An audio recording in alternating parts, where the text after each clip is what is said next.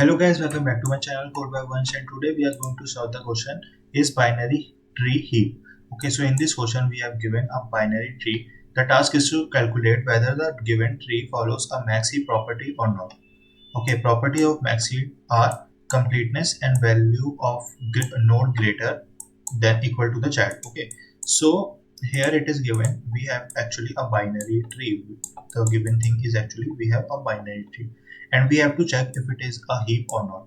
Okay, so heap or not, and here it is not mentioned that heap. Okay, it is mentioned that it is a max heap.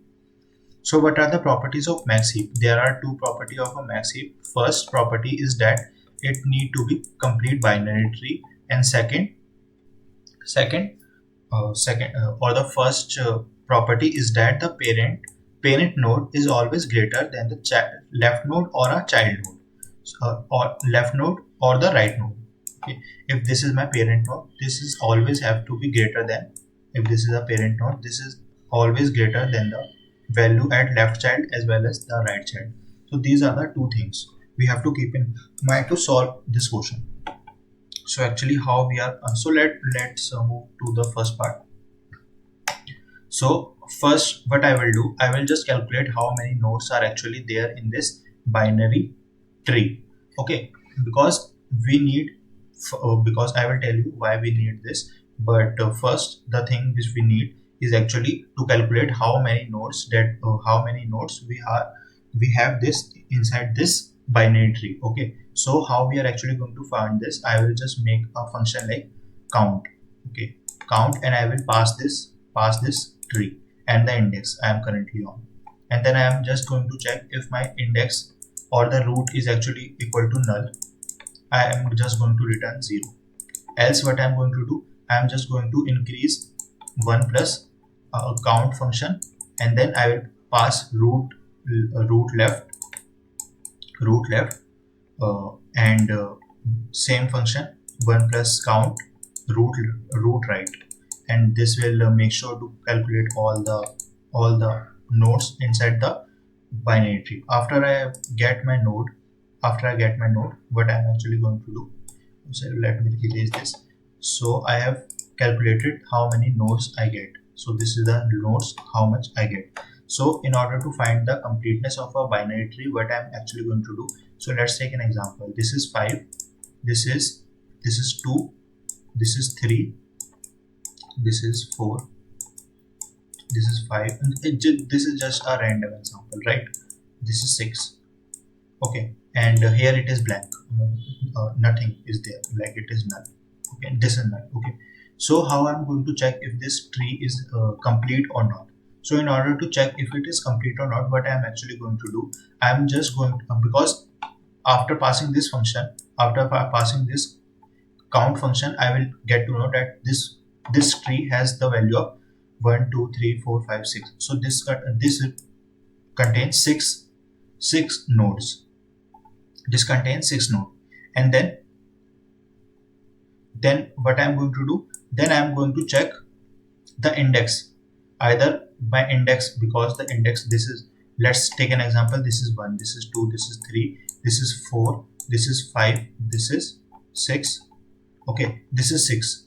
So my index is, the maximum index is actually 6, and my total count is actually 6. So I can say that this is a complete binary tree because my count is actually coming out to be equal to index. But let's take an example like this. If this is not a complete binary tree and it is like this, if 6 is here, so 1 2 3 4 5 6, because 6 is not present, what I will do, I will just mark this null pointer to 6 and 7. So here my current index is actually 7 and my count is 6. So I can see that my index exceeds this value. My index exceeds 7. So that's why it is actually like this, and it is not a complete binary tree. So this is the first step on how we are actually going to calculate if this is a complete binary tree or not. And second, it is very easy. In order to check that this is I, my parent, and I told you about this, that 2i plus 1 is actually the left child, and the right child is actually 2i plus 2. 2i plus 2. So these are the two things that I have to keep in mind, the left child and right child, and I will compare the value at each position. That if my parent, this is my parent, this is so if this is I, this is 2i plus 1. Okay, 2i plus 1, and this is 2i 2i plus 2. Okay, so at each position I will just compare that data at parent is actually greater than left or not, or the right or not. And if it is less than at any position, I am just going to return false. But if it is true at every stage, then I am just going to return true. So this is how we are actually going to solve this. Now let's move to the coding part actually. Okay, so coding part is actually really simple. Here you can see, as I told you, first I will just make a count node, because the count node is really important in this type of question. So I will check the count and I will just plus it. Then this is a CBT function, and I told you that CBT function will check if my total nodes, if my index is greater than equal to total node, then I am just going to return 0.